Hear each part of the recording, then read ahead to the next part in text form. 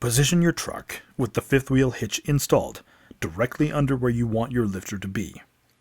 Measure from the hitch to the nearest walls and record that measurement, or make a mark on your ceiling if possible.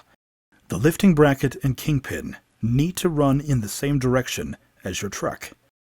SmartTrack must be mounted perpendicular to joists, and my lifters must be mounted between joists for safety.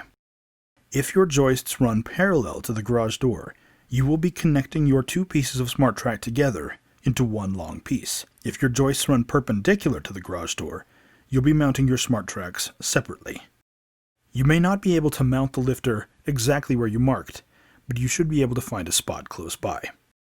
Move your truck and grab your ladder.